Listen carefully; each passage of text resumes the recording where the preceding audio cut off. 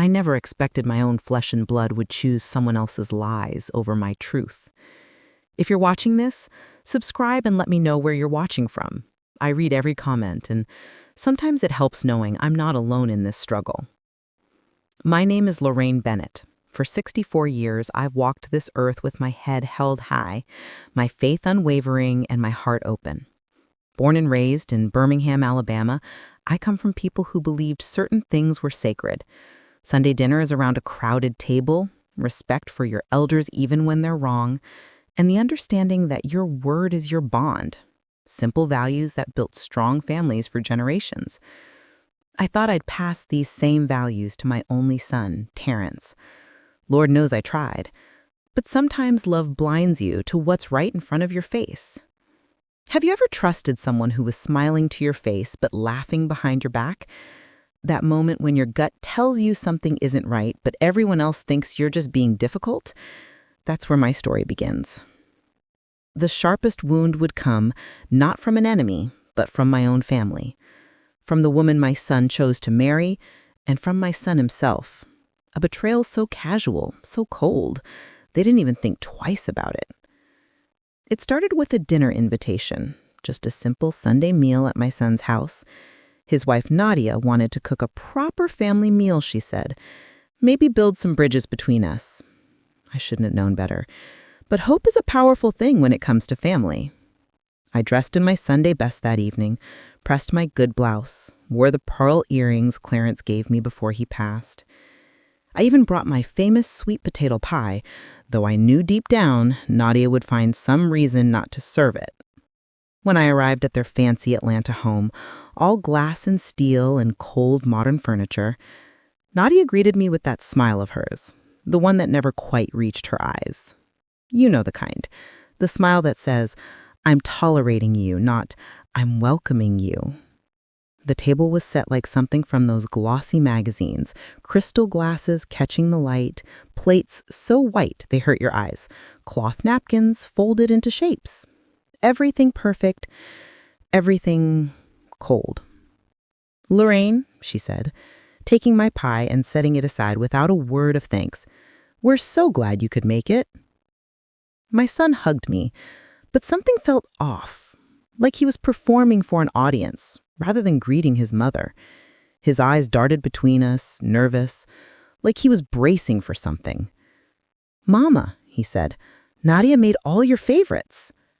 But as I looked at the spread, dishes with names I couldn't pronounce, spices I wasn't familiar with, I knew that wasn't true. These weren't my favorites. These weren't even foods I recognized. Still, I smiled.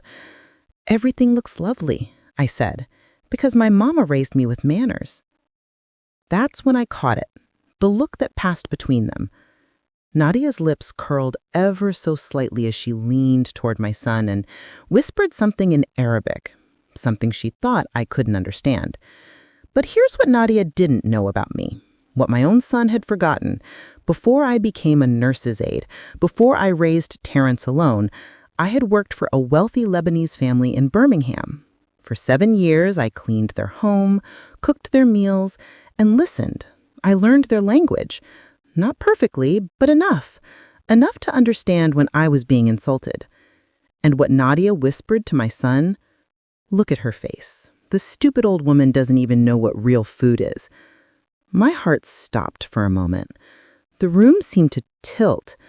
But 64 years teaches you something about dignity, so I simply took my seat, placed my napkin in my lap, and pretended I hadn't heard a word. That night would change everything between us. That night would test every value I'd ever taught my son about loyalty, respect, and truth. That night would reveal just how little I truly knew about the man I'd raised. But I'm getting ahead of myself. Some betrayals unfold slowly, like a hand of cards being dealt one by one, until finally you see the game was rigged from the start. Have you ever felt invisible in a room full of family? Ever had someone talk about you like you weren't even there? Where are you watching from today? Let me know in the comments below, because what happened next taught me that sometimes the people we trust the most are the ones waiting to drive the knife deeper. I need to start at the beginning so you understand why that dinner table betrayal cuts so deep. Some women have babies young. I wasn't one of them. For years, I prayed for a child until my knees were calloused and my hope was wearing thin. Doctors told me it wasn't in God's plan.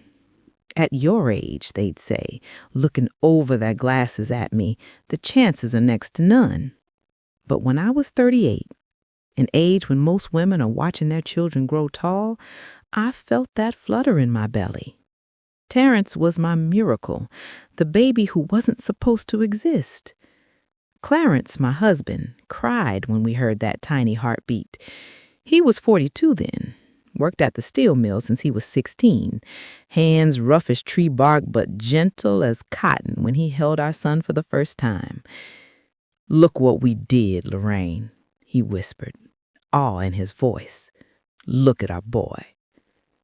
We had 10 beautiful years together as a family, 10 years of birthdays and Christmas mornings, of Clarence teaching Terrence to throw a baseball, of family prayers before dinner. I can still see them sitting side by side on our porch swing, Clarence's deep voice explaining the stars to our wide-eyed child. Then came that Tuesday morning. Clarence kissed me goodbye, lunch pail in hand, and collapsed in our driveway. Heart attack. Massive and merciless. The paramedics said he was gone before he hit the ground.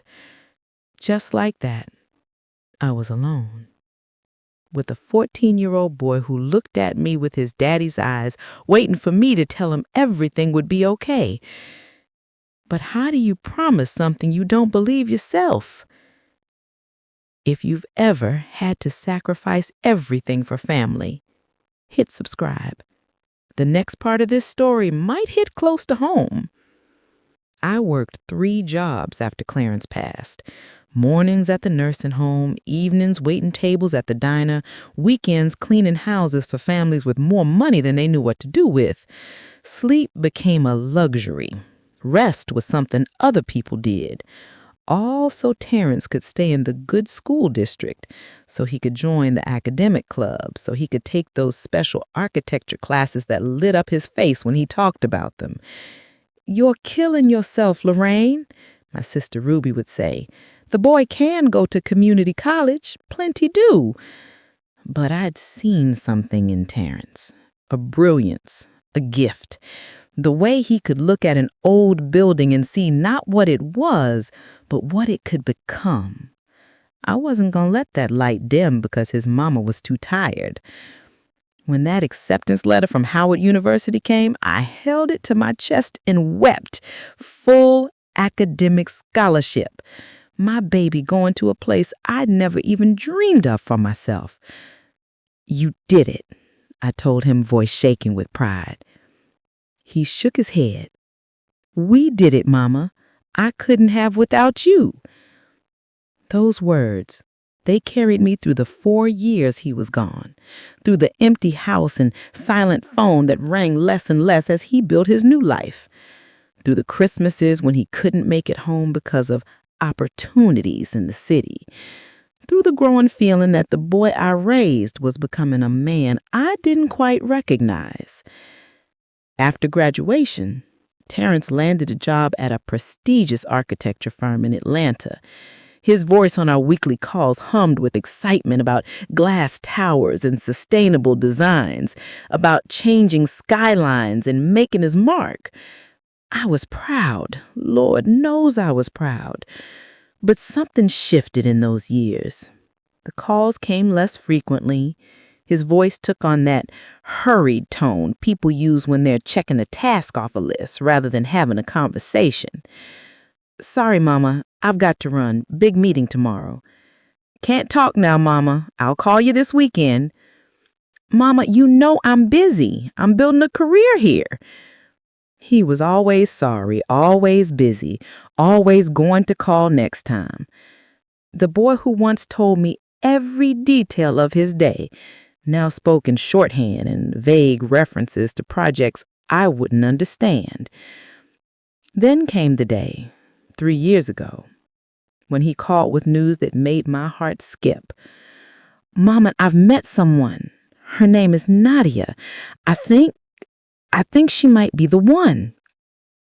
His voice was different, lighter, almost reverent. For the first time in years, he talked to me for over an hour, describing this woman who had captivated him, how she worked at an international art gallery, how she spoke 3 languages, how her laugh made the whole room turn. "Can I meet her?" I asked, genuinely happy for my son. A pause. Too long. "Soon, Mama, when the time is right." 6 months passed before that right time arrived. 6 months of hearing about Nadia but never meeting her. 6 months of invitations extended then rescinded because something came up. When I finally did meet her, it was at a restaurant in Atlanta so fancy the menu didn't list prices. Terrence fidgeted the entire evening, eyes bouncing between us like he was watching a tennis match. Nadia was striking, tall and elegant with sharp cheekbones and perfect posture. Her hair fell in a sleek curtain down her back and her clothes looked like they cost more than my monthly pension. But it was her eyes that caught me, cool and assessing, like she was tallying up my worth and finding me lacking. "It's so lovely to finally meet you," she said, voice honey sweet. "Terrence has told me so much." But the way she looked at my simple dress and practical shoes told me exactly what she thought. The way she cut Terrence off every time he started a story about his childhood. The way she pronounced Birmingham like it was a disease. I wanted to welcome her. I truly did. This woman was important to my son, which meant she should be important to me. I asked about her family, her work, her interests. I complimented her ring, a diamond so large it looked heavy on her slender finger. "It's Lebanese tradition to give significant jewelry," she explained, twisting it in the light. "My parents came from Beirut when I was a baby. We maintain our cultural traditions." The pride in her voice when she spoke of her heritage was beautiful, but the slight curl of her lip when she asked about mine was not. "And your people, they're all still in Alabama?" she asked, the word dripping with something close to pity. Later that night, as Terrence walked me to my car, I squeezed his arm. "She's very beautiful, son." "But," he asked, immediately defensive. I chose my words carefully. "No buts. I just hope she makes you happy." "She does, Mama." His voice had that edge, the one warning me not to say more. "More than you can know." 3 months later, he called to tell me they were engaged. 6 months after that, they were married in a lavish ceremony where I felt like an afterthought, seated at a table far from the wedding party with distant cousins I'd never met. As I watched my son dance with his new bride, I prayed my misgivings were just an old woman's foolishness. I prayed Nadia would prove me wrong and love my son the way he deserved to be loved. But prayers don't always get answered the way we hope. Sometimes God lets us see the truth, even when it hurts. And the truth about Nadia was waiting for me at that Sunday dinner table about to be served, alongside dishes I couldn't pronounce. What none of them realized was that I carried a secret that would change everything. A secret from decades ago that was about to turn that perfect dinner party upside down. The phone call came on a Tuesday afternoon. I was watering my peace lilies when Terrence's number flashed across my screen. "Mama," he said, voice warm for the first time in months, "Nadia wants to have you over for dinner this Sunday. She's planning something special." My heart lifted. Maybe this was the beginning of a thaw between us. Maybe Nadia had finally decided to accept me as family. "That sounds wonderful," I said, trying to keep the hope from my voice. "What can I bring?" "Just yourself." There was a pause. "Nadia wants to cook traditional Lebanese food. She says it's important to her that you experience her culture." I thought of offering to bring my sweet potato pie, Terrence's favorite since childhood, but something told me to hold back. This was Nadia's olive branch. I wouldn't snap it with my own suggestions. I look forward to it, I said, and I meant it. Sunday arrived, and I stood before my closet, hands trembling slightly as I chose what to wear. I settled on a royal blue dress, modest but flattering, and the pearl earrings Clarence had given me on our 10th anniversary. I wanted to look my best, to show Nadia I respected this invitation. Their home was in Buckhead, one of Atlanta's finest neighborhoods, a sleek Mattern affair with sharp angles and walls of glass, so different from the cozy bungalow where I'd raised Terrence, with its worn furniture and family photos crowding every surface. Nadia opened the door before I could knock, perfectly put together in a cream silk blouse and tailored pants. Her glossy hair fell like a curtain down her back, not a strand out of place. "Lorraine," she said, air kissing near my cheek, "right on time." The table was a vision. Delicate china plates rimmed with gold, crystal glasses that caught the light, fresh flowers arranged in a low centerpiece that must have cost a week of my pension. Candles flickered in silver holders, casting a warm glow across the pristine white tablecloth. "It's beautiful," I said, honestly. Nadia smiled, that tight smile that never reached her eyes. Presentation matters, don't you think? In some cultures more than others.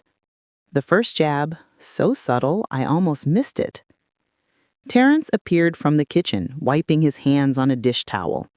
"Mama, you're here!"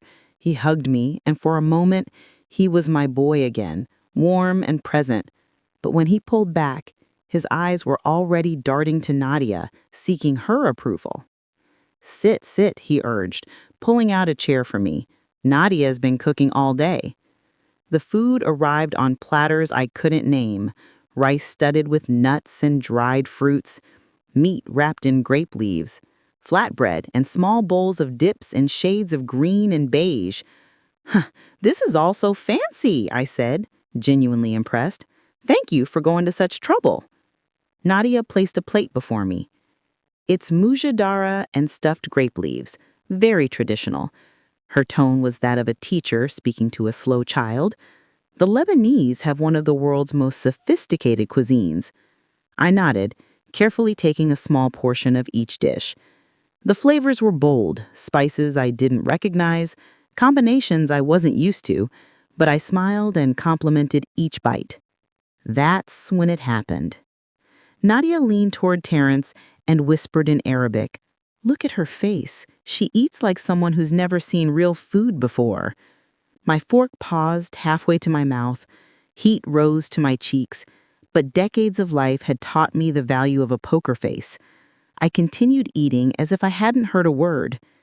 Terrence laughed nervously. "What did you say?" Nadia switched to English. "Just that your mother seems to be enjoying the food." The conversation moved on, Nadia talking about an upcoming gallery exhibition, Terrence discussing a new building project. I nodded and smiled at all the right moments, playing my role as the simple mother-in-law from Alabama. But inside, I was burning. As the meal progressed, so did Nadia's boldness. Every time I spoke, she would turn to Terrence and murmur in Arabic. Does she always talk this much about nothing? Her accent is so embarrassing. No wonder you moved away from her. Each comment was a knife, twisted deeper. Each smile I maintained cost me more than the last, but I kept my secret close, watching their performance unfold. Terrence grew increasingly uncomfortable, though he didn't understand the specifics of what she was saying. Still, he knew something was off. His eyes darted between us, his laugh a touch too high, his movements jerky as he refilled wine glasses neither of us had emptied.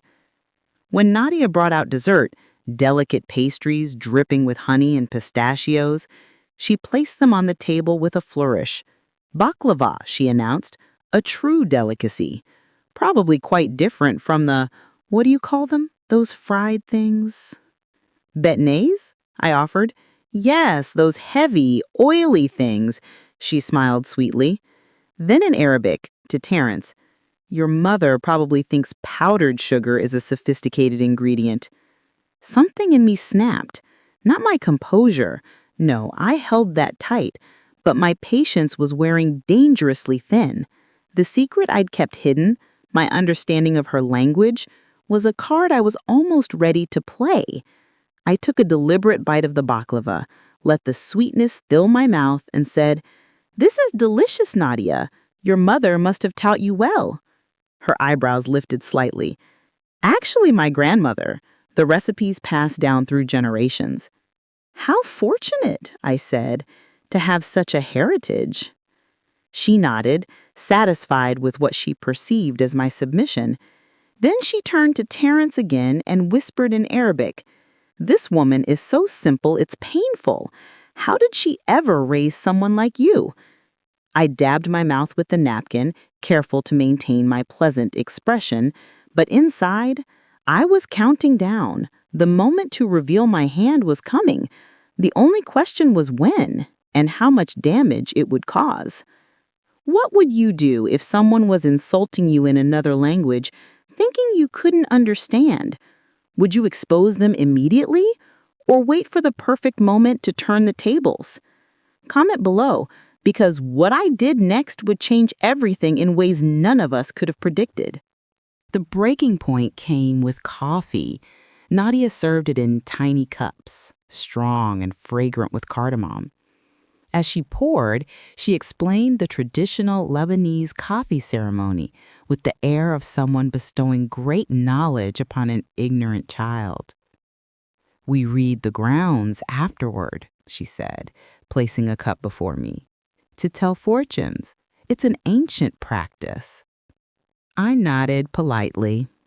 "That sounds fascinating." She smiled that condescending smile again. "I'm sure it seems quite exotic to you." Then she turned to Terence and whispered in Arabic, "Your mother probably thinks fortune cookies are the height of divination." Both laughed, a private joke at my expense. One insult too many after an evening full of them. 64 years of restraint, of turning the other cheek, of keeping peace even when it cost me, it all fell away in that moment. I set my cup down with deliberate care, looked Nadia directly in the eyes, and responded in Arabic. "Actually," I said, my pronunciation careful but clear, "I find cultural traditions beautiful, especially when they're shared with respect rather than mockery." The silence that followed was absolute. Nadia's cup froze halfway to her lips, her eyes widened, mouth opening slightly. For once, her perfect composure cracked. Terence looked between us, confusion clouding his face. "Mama, what did you just say?" I switched back to English. "I said that I appreciate learning about other cultures, especially when they're shared with respect." Nadia's face drained of color. You, you speak Arabic?" "I worked for the Quarry family in Birmingham for 7 years. I picked up quite a bit, enough to understand what you've been saying about me all evening." Terrence's brow furrowed. "What are you talking about, Mama? What has Nadia been saying?" I turned to my son, the hurt finally showing in my eyes. "She's been insulting me in Arabic throughout dinner, calling me simple, embarrassing, unsophisticated, mocking the way I eat, the way I talk, wondering how I could have possibly raised someone like you." The look on my son's face should have been vindication, the shock, the dawning understanding. But what came next shattered my heart more completely than any of Nadia's insults. "Mama," Terrence's voice was sharp with disbelief, "that's ridiculous. Nadia would never—" "It's not true," Nadia cut in, her voice suddenly trembling, her eyes filled with tears that hadn't been there seconds ago. She reached for Terrence's hand. "I was just commenting on the food, telling stories about my grandmother. My Arabic isn't even that good. I was raised here. Maybe you misunderstood." The tears spilled over now, running down her perfect cheeks. Terrence immediately pulled her close, protective. "Mama, how could you?" His voice was cold. "Nadia has been trying so hard to connect with you. She spent all day cooking, and you thank her for accusing her of, what, some conspiracy to insult you?" "Terrence, I heard what she said." My voice remained steady even as my world tilted. "Maybe you understood some words, but you got it wrong," he insisted. "You've never liked Nadia. You've never given her a real chance." "That's not true." Pain lanced through me. "I've tried from the beginning." Nadia buried her face in Terrence's shoulder, shoulders shaking with carefully timed sobs. "I just wanted us to be family. I thought if I shared my culture." My son's face hardened. "Mama, I think you should apologize." Those words hung in the air between us. My son, my miracle child, the boy I sacrificed everything for, was asking me to apologize for the truth, to pretend I hadn't been disrespected in the most calculated way possible, to bow my head and accept not just Nadia's contempt, but now his betrayal. In that moment, I faced the hardest choice a mother can face: speak the truth and potentially lose my son, or swallow the lie and keep a fragile peace. I rose from my chair, legs steady despite the earthquake happening in my heart. "I won't apologize for telling the truth," I said quietly. "And I won't stay where I'm not respected." "Mama," Terrence began, but I raised my hand. "When you're ready to hear the truth, you know where to find me." I gathered my purse, my dignity intact, though my heart was splintering. "Thank you for dinner, Nadia. The food was as authentic as you are." I walked to the door without looking back, though every step felt like walking through quicksand. Behind me, I could hear Nadia's continued sobs and Terrence's murmured comfort. The perfect victim and her defender, roles expertly played. Outside, the night air hit my face, cool and clarifying. I made it to my car before the tears came. Not delicate, photogenic tears like Nadia's, but raw, body-shaking sobs that came from the deepest part of me, the part that had just watched my only child choose a lie over his mother's truth. I drove home in a daze, the city lights blurring through my tears. The house was dark and empty. When I arrived, no one waiting up to hear how my evening went, no one to hold me as I fell apart. That night, I lay awake staring at the ceiling, replaying every moment. Had I made a mistake?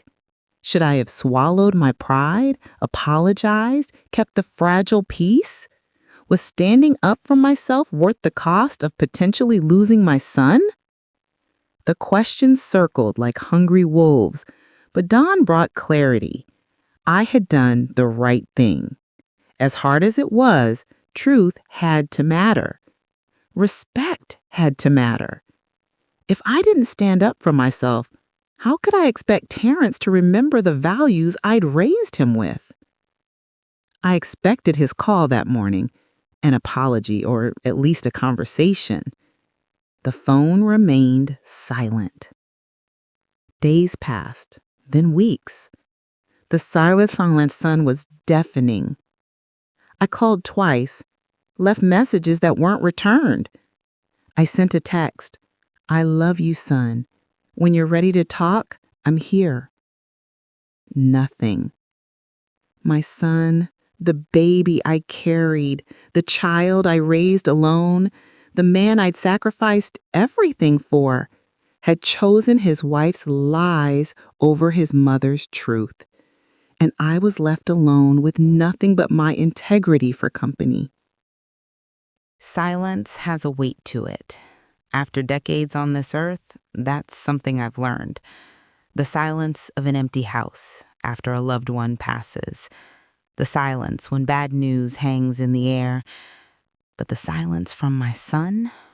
That was the heaviest of all. 3 weeks passed, 21 days of checking my phone first thing in the morning, 21 nights of falling asleep with it clutched in my hand. Not a call, not a text, nothing but the hollow echo of a relationship I thought unbreakable. I kept to my routines, watered my plants on Mondays, Bible study on Wednesdays, grocery shopping on Fridays, but everything felt mechanical, like I was watching someone else go through the motions of my life. "You look tired, Miss Lorraine," the checkout girl at Piggly Wiggly said one afternoon. "You feeling all right?" I nodded, forced a smile. "Just fine, honey." But I wasn't fine. How could I be? The child I'd given everything for had cut me out of his life over a lie. The future stretched before me, empty of grandchildren I might never meet, holidays I'd spend alone, milestones I wouldn't be invited to witness. Would Terrence come around? Did we have time to heal this wound before it scarred over permanently? These questions haunted me, ticking like a clock in the back of my mind. At 64, I was keenly aware that the years ahead were fewer than those behind. One morning, I stood in my kitchen, coffee growing cold in my hands, and allowed myself to face the awful truth. I might never reconcile with my son. The thought brought me to my knees right there on the linoleum floor. I sobbed until my chest ached and my eyes burned. "Lord," I prayed, forehead pressed to the cool floor, "I don't know if I can bear this." The doorbell rang, pulling me from my grief. I wiped my eyes, straightened my clothes, and opened the door to find Miss Janie, my neighbor of 20 years, standing on my porch.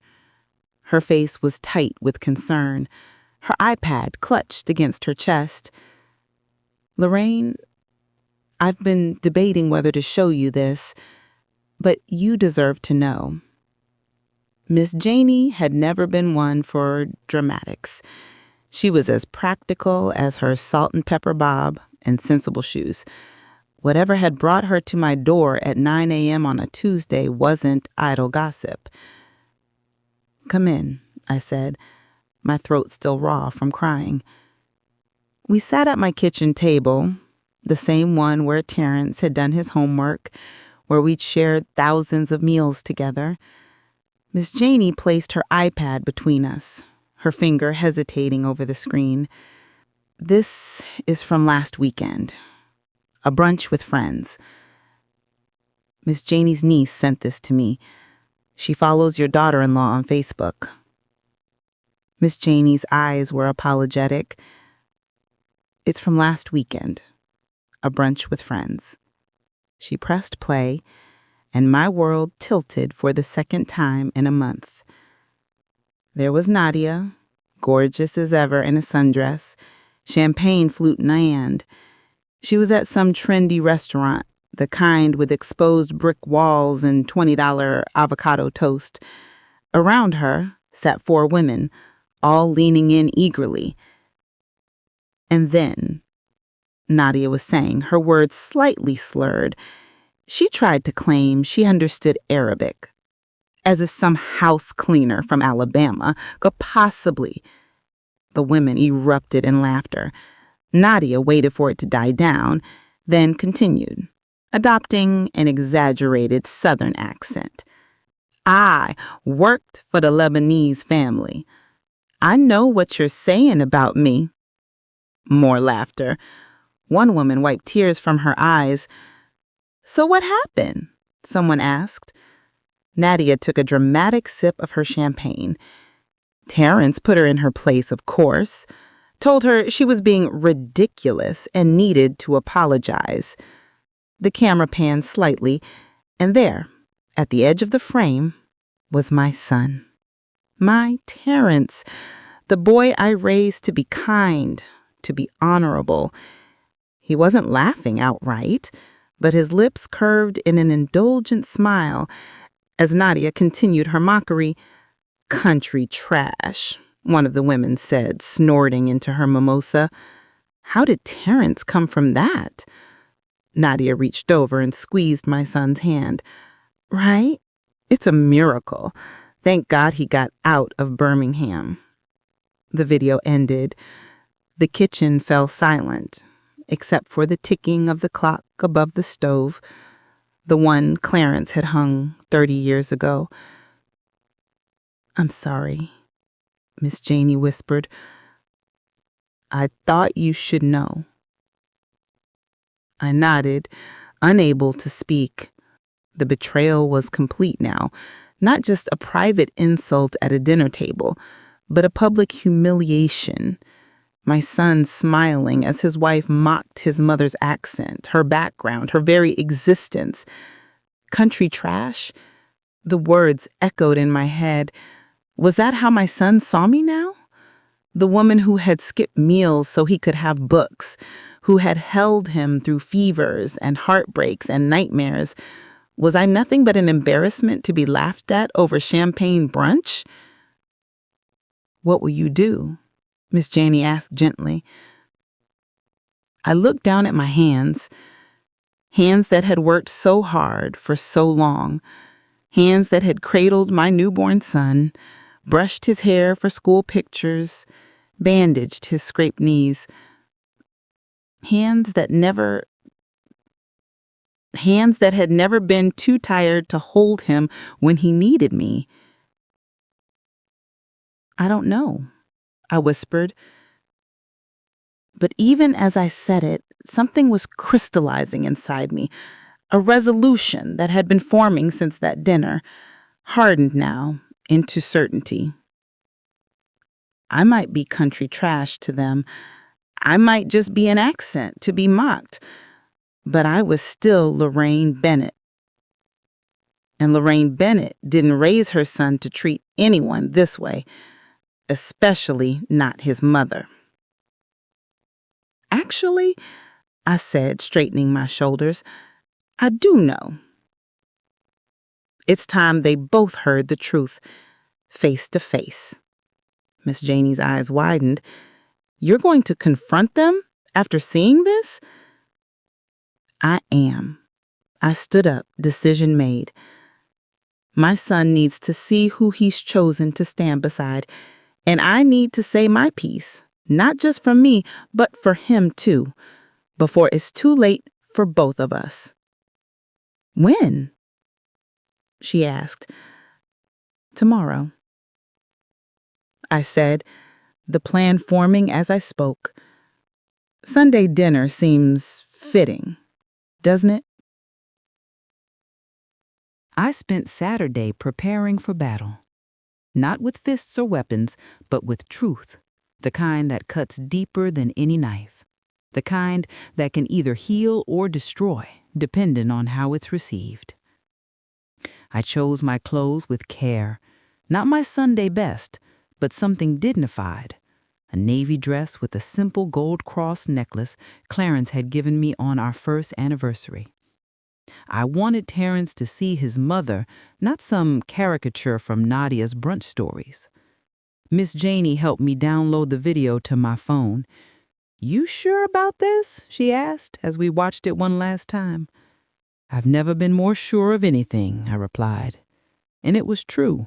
The hurt had crystallized into something stronger, a resolve to reclaim my dignity, to make my son see what was happening before his eyes. Sunday morning dawned bright and clear. I drove the 2 hours to Atlanta with my windows down, gospel music playing softly, not to calm my nerves, I was past nerves now, but to remind myself of who I was and where I came from, the strength of my people, the dignity my parents had taught me. Terrence and Nadia's neighborhood was quiet when I arrived, manicured lawns and luxury cars gleaming in driveways. I parked directly in front of their house, checked my reflection once in the rearview mirror, and walked up the path to their door. My knock was firm, deliberate. Footsteps approached. And then Terrence opened the door barefoot in sweatpants and a t-shirt. His expression shifted from confusion to shock to wariness in the space of seconds. "Mama?" He didn't move to let me in. "What are you doing here?" "We need to talk." Simple. Direct. All of us. "Now isn't a good time." "It never is it? But today, you're going to make time." Something in my tone must have reached him because he stepped aside. I walked past him into the house, my head high, my heart steady. Nadia appeared in the living room doorway wearing silk loungewear, her hair pulled back in a sleek ponytail. Her expression hardened when she saw me. "Lorraine," she said, no pretense of warmth. "This is unexpected." "I'm sure it is." I moved to the center of their living room, standing tall despite being the shortest person present. "I won't take much of your time. I just have something to show you both." Terrence closed the door, his movements cautious. "Mama, if this is about what happened at dinner, it's about more than dinner." I pulled out my phone, held it up. "It's about who we are when we think no one's watching or listening." I pressed play. The sound of Nadia's laughter filled the pristine living room, followed by her mocking imitation of my accent. "Country trash," a woman's voice said clearly. The camera panned to show Terrence, smiling indulgently. Nadia's face drained of color. Terrence's eyes widened, darting between the screen and his wife. When the video ended, I slipped the phone back into my purse. The silence stretched between us, taut as a wire.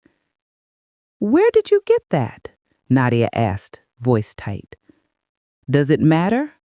I looked directly at my son. "Is this who you've become, Terrence? A man who smiles while his wife mocks his mother? Who sits silent while his friends called me trash?" "I didn't," he began, then stopped, unable to finish the lie. "You did," I said softly, "and that hurts more than anything Nadia could ever say about me."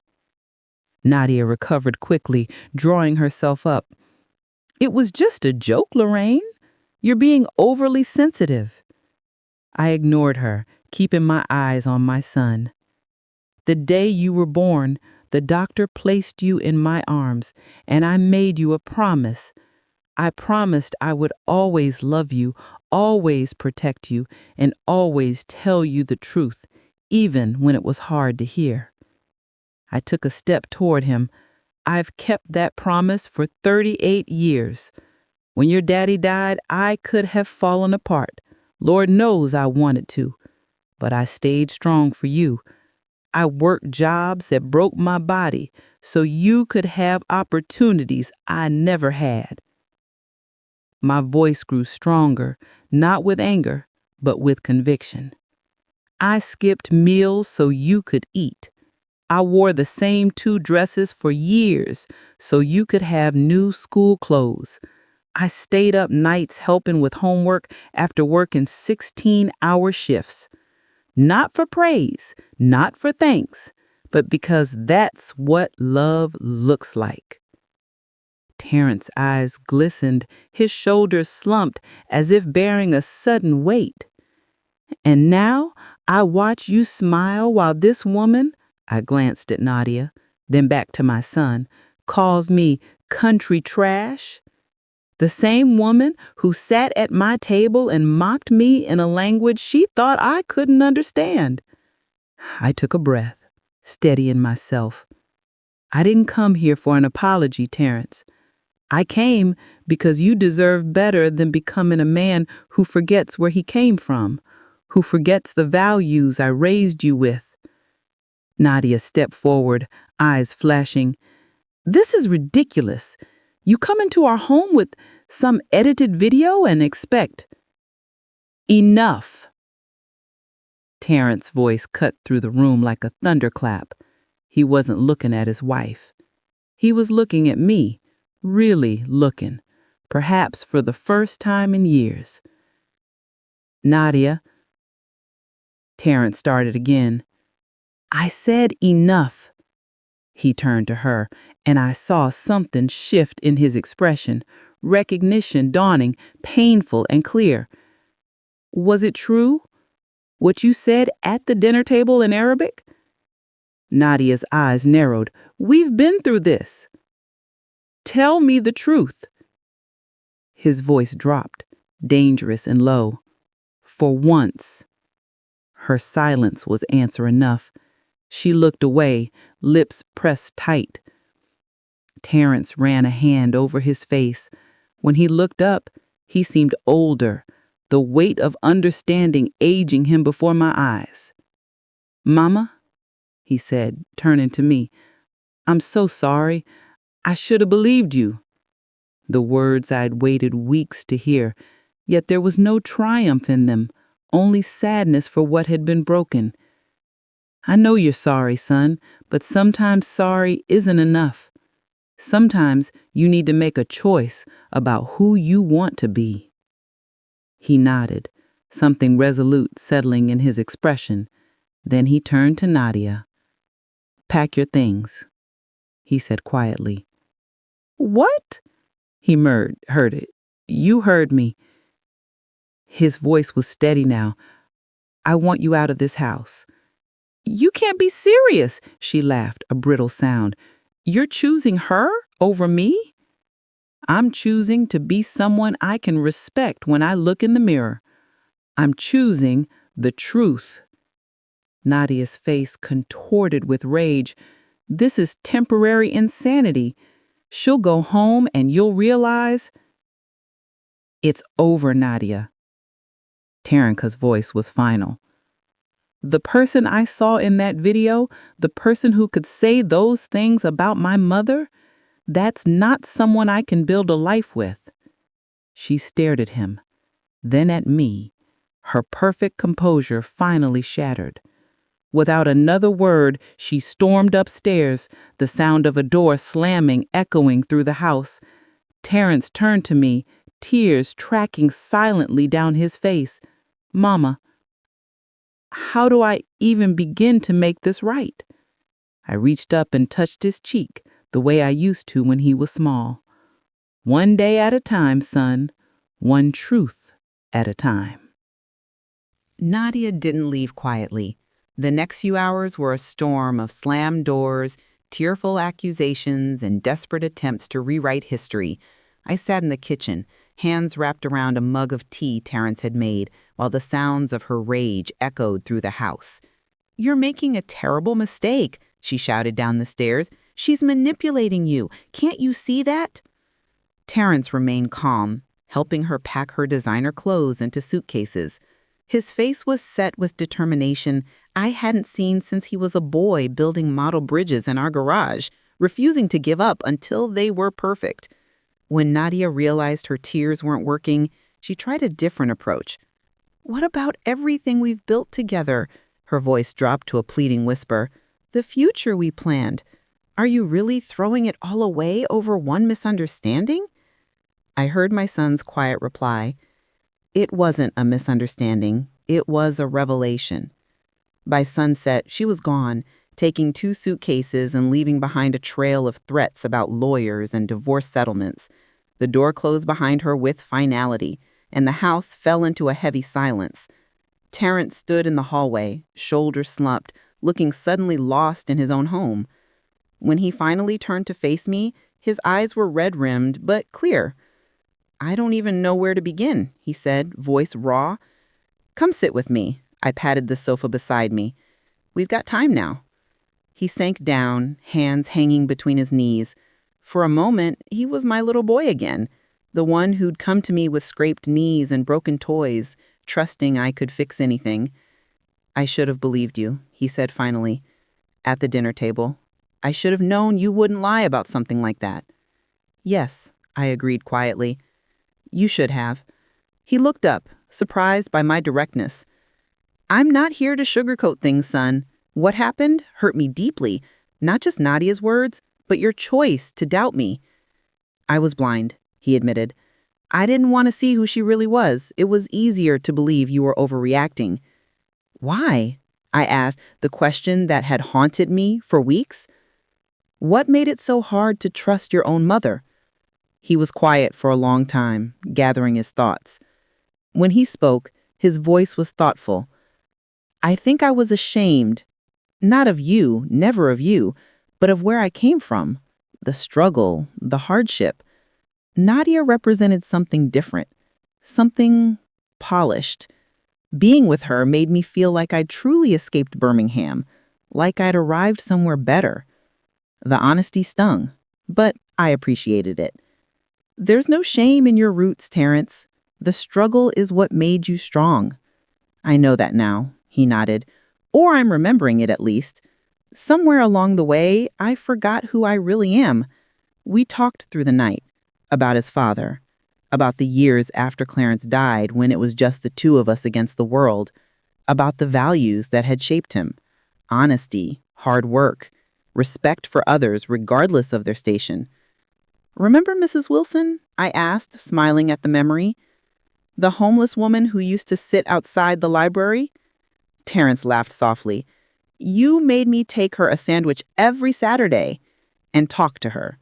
Actually talk to her, not just drop the food and run. Because? Because dignity matters more than circumstances, he recited, the lesson coming back to him. Because how we treat people who can do nothing for us reveals who we truly are. Exactly. I squeezed his hand. That boy is still inside you, Terrence. He's always been there. As dawn broke, casting golden light across the too-perfect living room, my son made breakfast, simple scrambled eggs and toast, the way I'd taught him when he was 9. We sat at the kitchen island, eating in comfortable silence. I don't know what happens next, he admitted, pushing his eggs around the plate.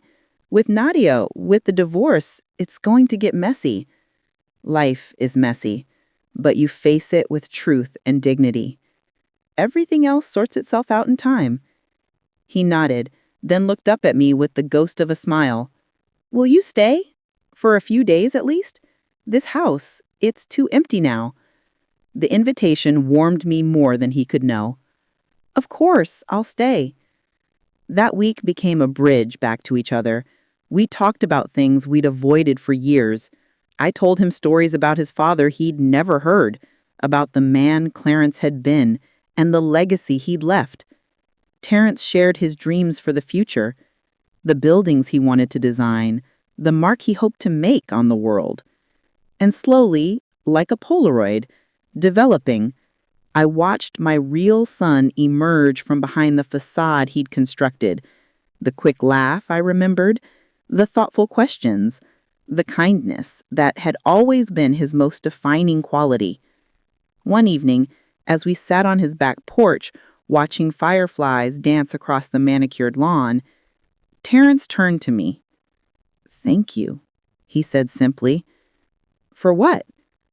For not giving up on me. His voice thickened with emotion. For loving me enough to tell me the hard truth, even when it would have been easier to walk away. I reached over and took his hand. That's what real love is, son. Not flattery or blind acceptance, but caring enough to speak truth even when it cost you. I won't forget again, he promised. And I believed him. As I packed my bag to return home the following Sunday, Terrence leaned against the doorframe of the guest room, watching me fold my clothes. You know, he said thoughtfully, I've been thinking about moving. I looked up, surprised. Moving? Where to? He smiled, a genuine smile that reached his eyes. Somewhere closer to Birmingham, closer to you. The words settled around my heart like a warm blanket. Not just the offer itself, but what it represented. A son finding his way back to his roots, to the values that had shaped him, to the mother who had never stopped loving him, even when it broke her heart. I'd like that, I said simply. Standing up for yourself isn't always dramatic. Sometimes it's quiet as packing a bag and walking out of a dinner party with your dignity intact. Sometimes it's as simple as holding on to the truth when everyone else finds the lie more convenient. But whatever form it takes, standing firm changes more than just your circumstances. It changes who you are. And sometimes, if you're blessed, it changes the people you love most, bringing them back to the best version of themselves. 6 months have passed since that Sunday when truth finally won out over pretense. Life has settled into new rhythms, surprising in their sweetness. Terrence did move closer to me, not to Birmingham exactly, but to a smaller city outside Atlanta, just an hour's drive from my home. He bought a charming craftsman house with a wide front porch where we now sit together on Sunday afternoons, watching neighbors walk their dogs and children ride bikes. The divorce was finalized last month. Nadia fought it, of course, first with tears, then with rage, finally with lawyers and demands. But Terrence stood firm in ways that made me prouder than any accomplishment in his career ever could. "She showed me who she was," he told me over coffee one morning. "I finally had the courage to believe her." That's the thing about people. They always show you who they are. The question is whether we're willing to see it, especially when the truth contradicts what we want to believe. How many of us ignore those early warning signs in relationships because acknowledging them would force us to make difficult choices? Family has a way of revealing our truest selves. Within those intimate bonds, we can't maintain facades indefinitely. The real question becomes, when those masks fall away, will we recognize the person standing before us? And more importantly, will we still choose them? I've thought often about what might have happened if I'd never learned Arabic, if I'd never understood Nadia's whispered insults, if I'd never seen that video. Would Terrence have eventually seen through her on his own? Or would he have drifted further from his values, from his roots, from himself? Sometimes I wonder if you faced similar crossroads in your own families. That moment when you realized someone close to you wasn't who you thought they were. Did you confront the truth? Or look away because confrontation felt too painful? Last week, Terrence and I hosted a neighborhood barbecue. As I watched him grilling burgers and laughing with his new friends, good, down-to-earth people who appreciate him for who he is, not what he represents, I reflected on how close we came to losing each other. "You know what I've been thinking about lately?" he asked as we washed dishes afterward, falling into the comfortable rhythm we'd established as mother and son reunited. "What's that?" "How easy it is to get lost," he said thoughtfully, handing me a plate to dry. "To forget who you are because you're so busy becoming what someone else wants you to be." I nodded, understanding exactly what he meant. "It happens slowly," I replied. "So slowly, you don't even notice until you wake up one day living someone else's life." "How did you never lose yourself, Mama? Through everything. Losing Dad, raising me alone, working those hard jobs. You stayed true to who you are." I thought about his question, about the times I'd been tempted to compromise my values for an easier path. "I had good examples," I said finally. "My parents, my grandparents, people who taught me that character matters more than circumstances." "And now you've taught me," he said quietly. The truth is, we all face moments that test our integrity. Moments when standing firm might cost us relationships, comfort, even love. In those moments, we discover what we truly value. Do we choose peace at any price? Or do we choose truth, even when it disrupts the status quo? Do we remain silent to keep others comfortable? Or do we speak up even if our voice shakes? Do we accept disrespect because confronting it feels too hard? Or do we draw boundaries that honor our worth? These aren't just abstract questions. They're the daily choices that shape who we become and what we teach those watching us, especially our children. My doorbell rang yesterday. It was Terrence, stopping by unexpectedly on his way home from work. He carried a small gift bag. "What's this?" I asked, surprised. "Open it," he urged, following me to the kitchen table. Inside was a delicate silver frame. Within it, a photograph I hadn't seen in years, Clarence holding newborn Terrence, looking down at his son with wonder. Next to it was a newer photo of Terrence and me from last month's church picnic, both of us laughing at something now forgotten. "I wanted you to have this," he said, "a reminder that we found our way back to each other."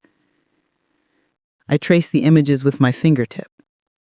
"We did, didn't we?" He nodded. "Because you were brave enough to tell the truth, even when I didn't want to hear it." That's what love looks like sometimes. Not flowers and compliments, but difficult truths spoken with courage and received with an open heart. As I look back on our journey, I wonder about yours. Have you ever had to stand up for yourself against someone you loved?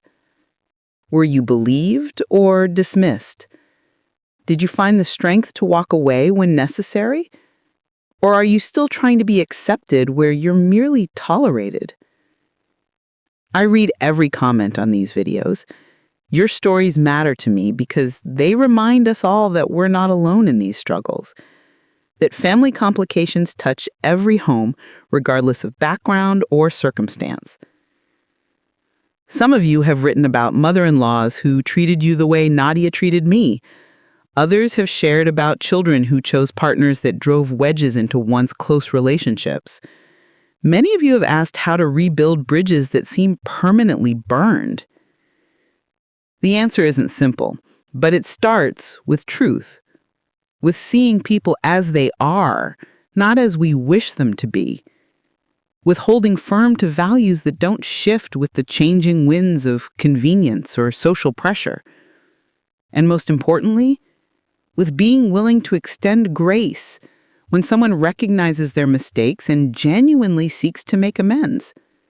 Redemption is always possible. My story with Terrence proves that. Thanks for listening. Don't forget to subscribe and feel free to share your story in the comments. Your voice matters. Your experiences might be exactly what someone else needs to hear today. A reminder that they're not alone, that standing up for themselves isn't selfish, and that sometimes the hardest paths lead to the most beautiful destinations. What would you have done in my shoes? Would you have confronted Nadia and Terrence with the video evidence? Or would you have chosen a different approach? Let me know in the comments below.